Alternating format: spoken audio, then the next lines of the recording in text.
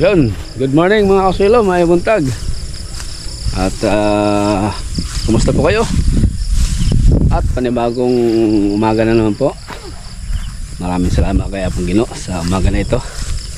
At ngayong araw po mga kasuelo ay araw ng Miyerkules.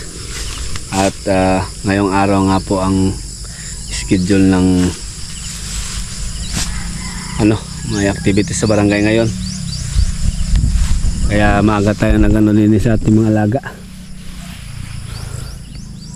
Kaya si Jason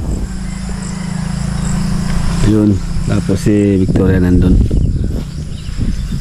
tapos Big Big at saka si si Maribek nandun sa tabing kalsada nandun.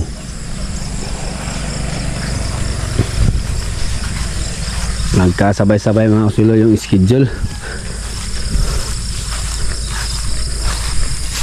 ng activity ngayon.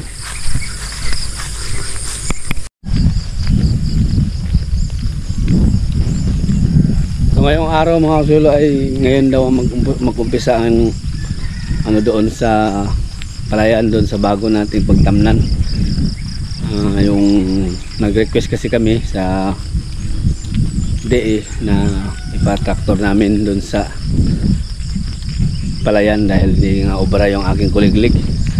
So ngayon daw ang schedule, ngayong araw nasabay pa doon sa activity din ngayon sa mga barangay. Merong ngayon sa mga coconut farmers, sa insurance, kailangan ako na nandyan ako. Insurance sa rice, mga pananim, saging at nyug, at saka sa mga alaga pa may libreng insurance ngayon. So puntahan ko si doktor ngayon para si doktor na lang ang mag-assist muna doon sa traktor sa kabilang barangay. Maaga tayo.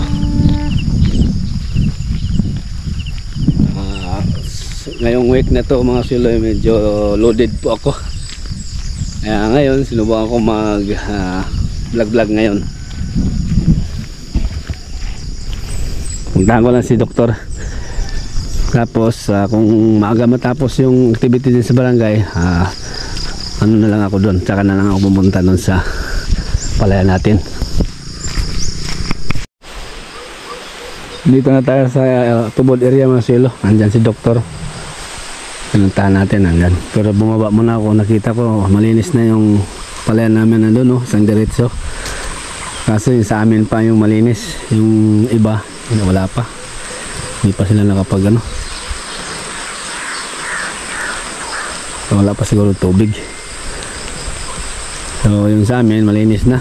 Kaya iba talaga kapag merong sariling makina, talagang makapag-prepare. Ayun yung tractor namin nung nakaparada. Okay, malinis na. Umambon mga kasuelo. Akit na ako dito kay anahin ko na si doktor. Sabihan ko na siya munang mag-alalay dun sa tractor sa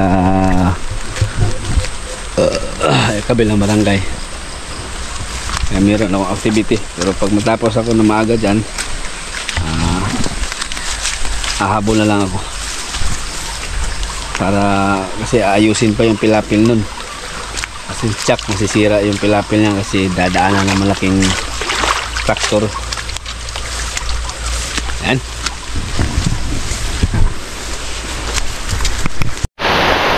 Okay. Down. Butang ng ulan, no?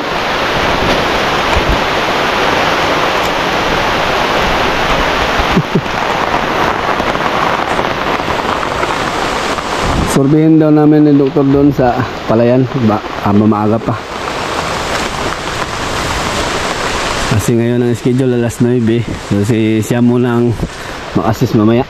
Ay, meron tayong activity sa barangay. Maaga pa. Puntahan daw namin yung may-ari ng palay, ang former kapitan.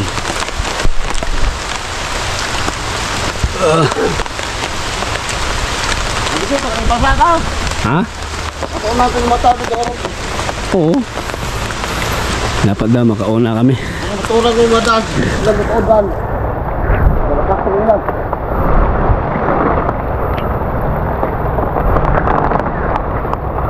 Biyahe kami ngayon habang maaga pa.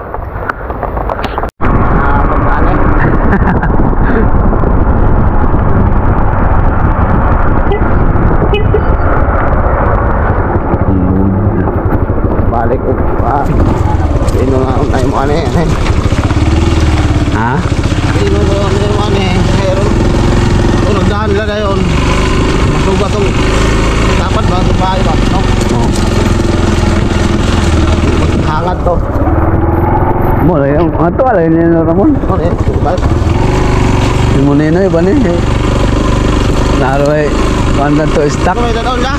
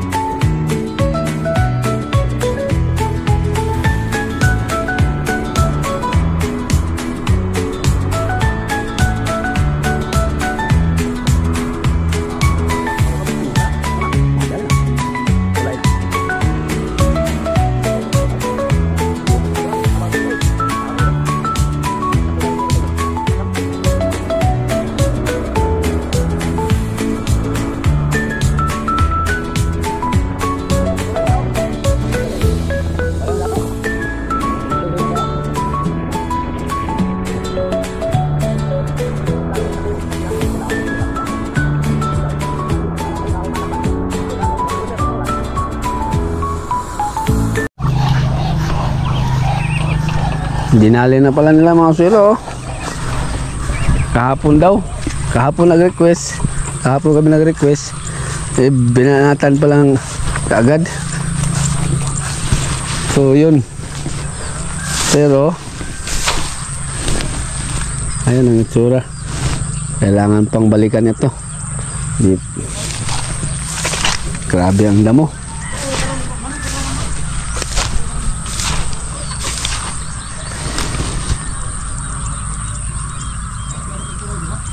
So bilhan ko ng ano ito ngayon, ng herbicide sa pilapil ito yun, gilid. Malaki-laki pala ito. Sa dalawa, tatlo, at 5 pitak pala ito. Malapad.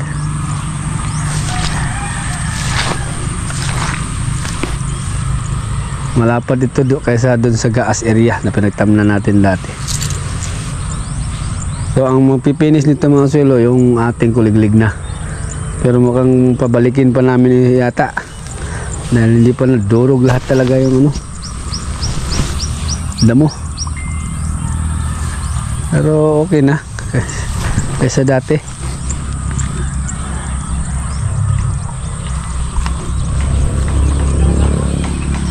Ayos. Tuan.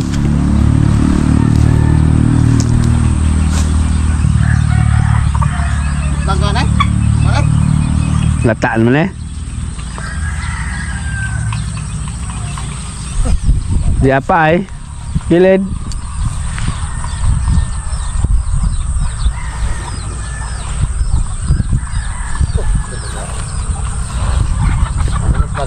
Ha? Ay mo na kiskisan. Ito, mabalik ko na, no? Oo, ato lagi na ito eh. Ano mo? Pabalik. Sot, kanina rin ako. Ha? Usan nyo. Babaw na eh.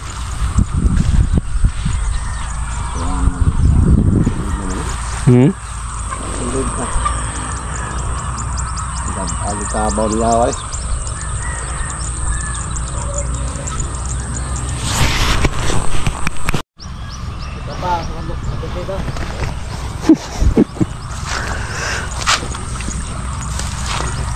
Grabe ka palang damo sa Pilapil oh. Kahapon daw dinali ito. Schedule ngayon pero binanata na pala kahapon.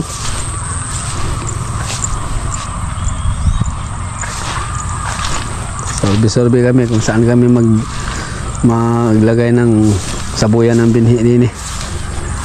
So kailangan pambalikan to. Oh.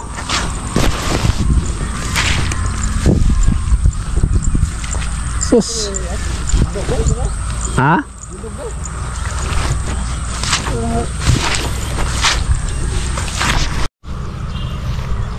Yan, pabalikin pa namin minsan pa yung traktor mga sulo kasi kulang pa. Tama ito pa mabulok na itong mga damo. Isang balik. So, talagang maputik na ito. Pinisingan na lang namin sa aming kuliglig. Nga pala, mayroon palang ano din eh, oh, isla-isla. Pwede pala din siguro kubo ito dati yung ating pinagtayuan. Yan ito.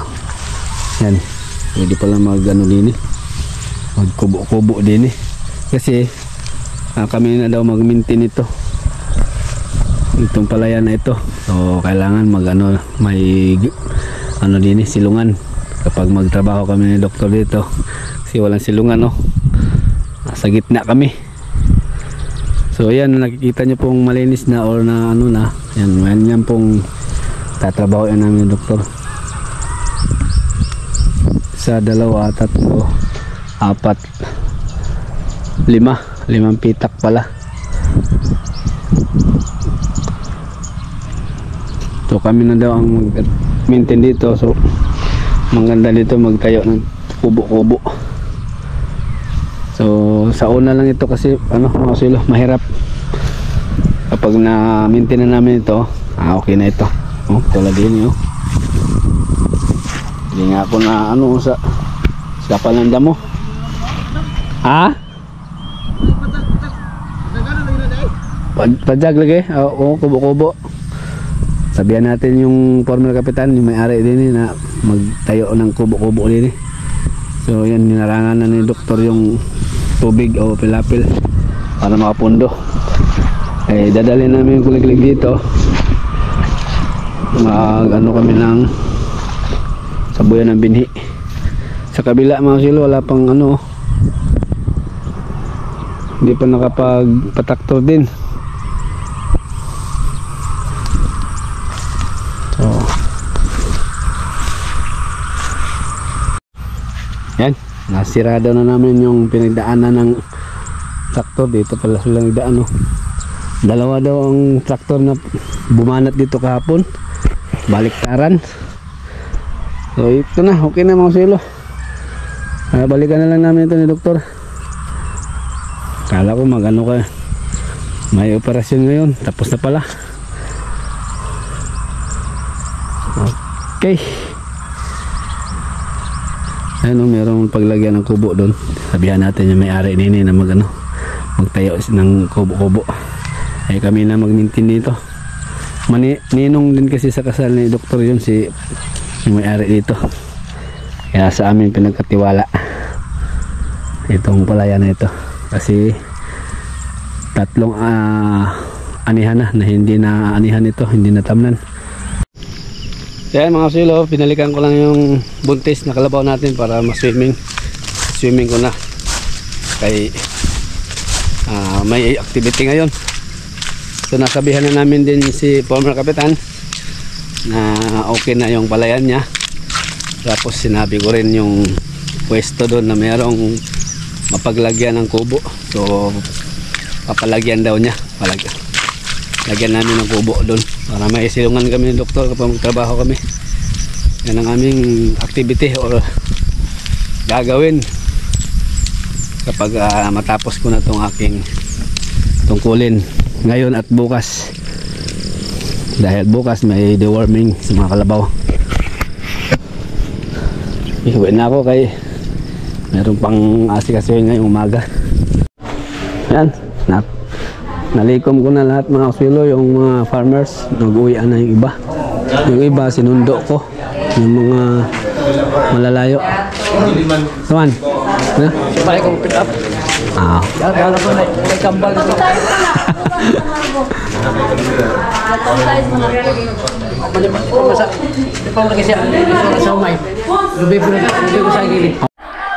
Sa mga kaswilo, nandito na tayo sa bahay at natapos ko na yung aking obligasyon dun sa mga napapa-insured. Ngayon, meron tayong nakalukot na yung isa nito merong numero.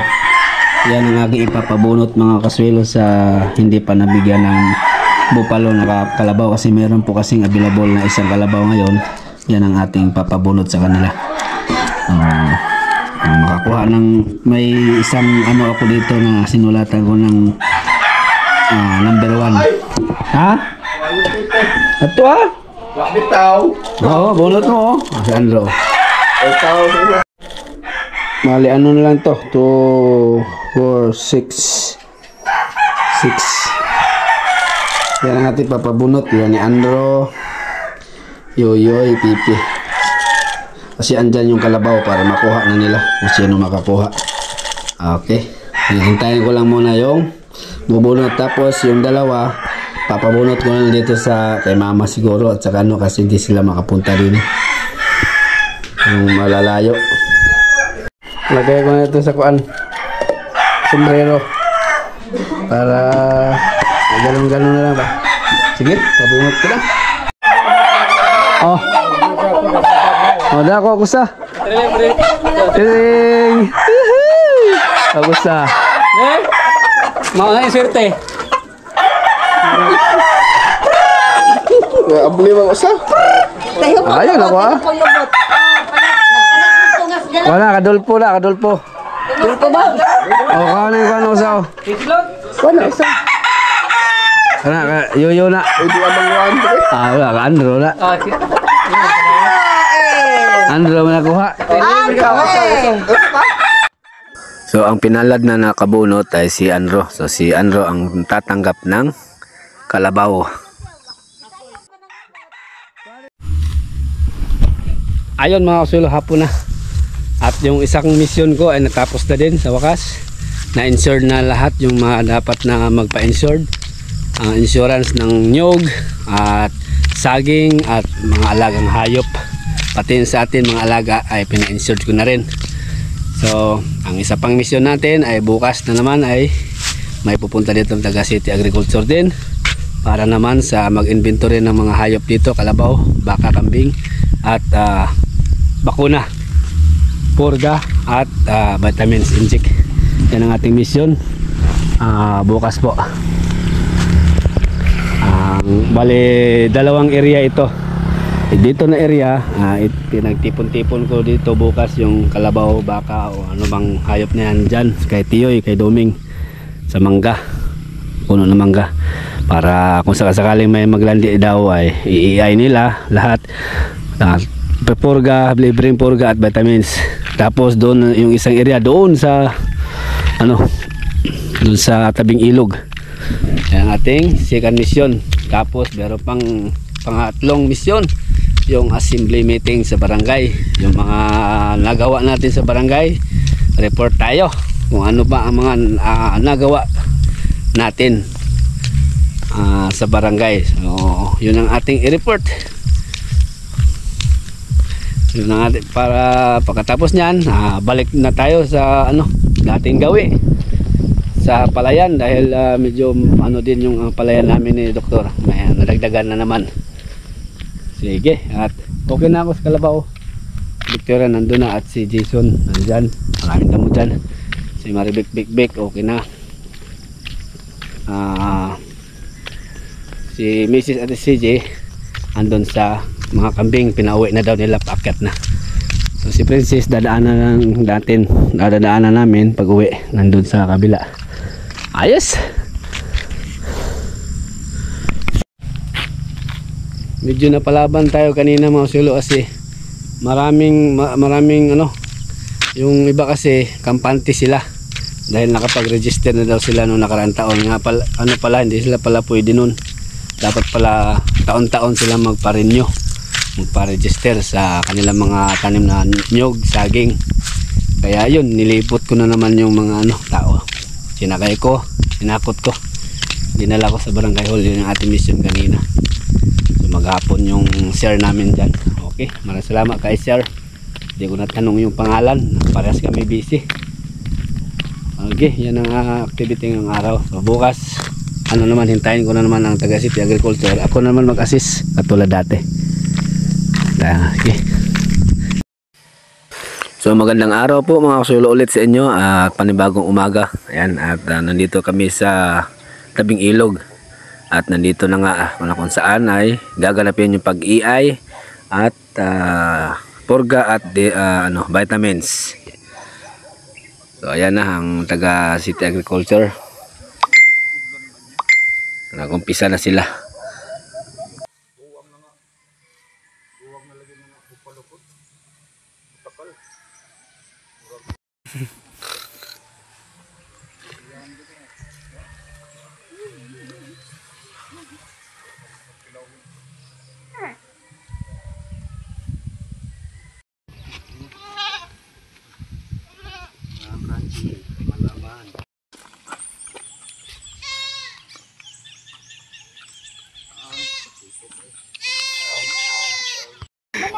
So dito na part mga kasulo ay last ball na nila tong yung mga kambing ni Aminya.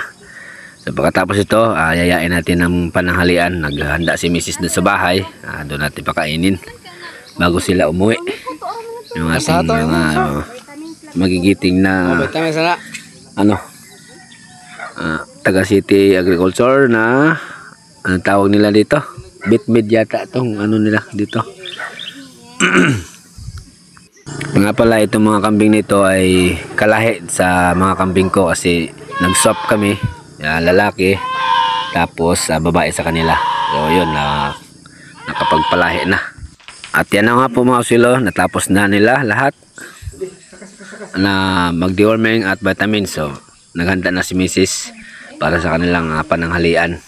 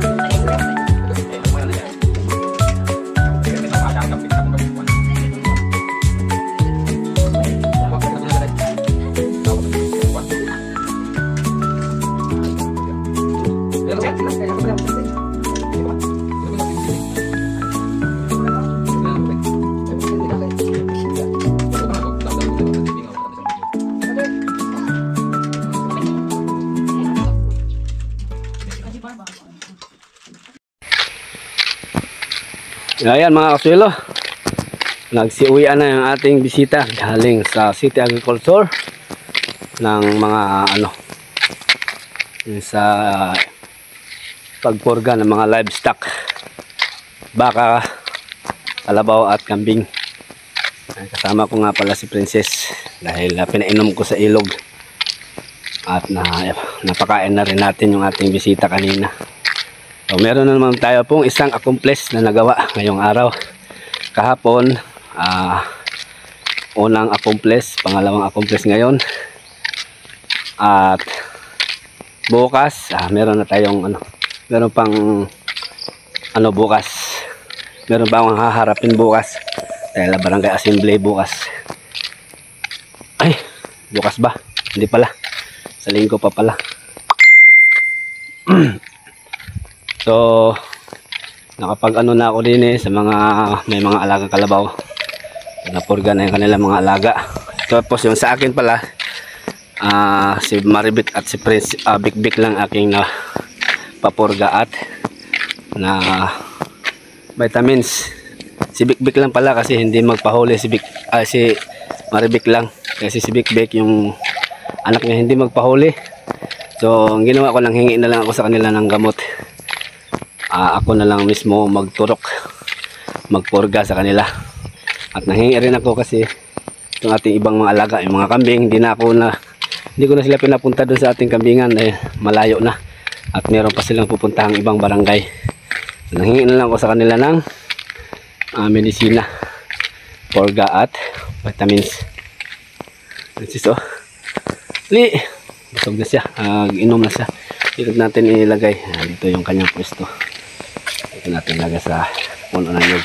So ayan mga kasuelo, bali yan po ang update kahapon at ngayon.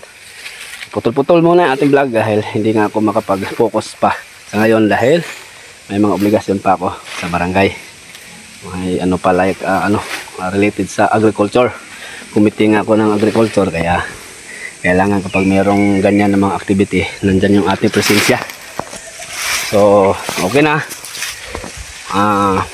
Update na lang po mga kasuelo kung ano ang balita doon sa palayan na ng bago naming pagtamnan. So maraming salamat sa inyong laging pagsubaybay. Humingi po ako sa inyo ng paumanhin uli na hindi po ako makapag-vlog na maayos. Update lang po ako. Ay medyo busy pa talaga. Tinawag pa ako sa aking tungkulin. Pag nakalampas na ako niyan, back to daily vlog back to daily vlog na po ako. Sige, at yan lang po muna. At ako'y uuwi na. At maraming salamat sa inyo lagi po sa bye-bye. Ingat po kayo palagi kung saan man po kayo naroon. God bless sa atin lahat. Happy lang po tayo mga kasuelo. Good vibes lang. Paalam po muna. Bye-bye.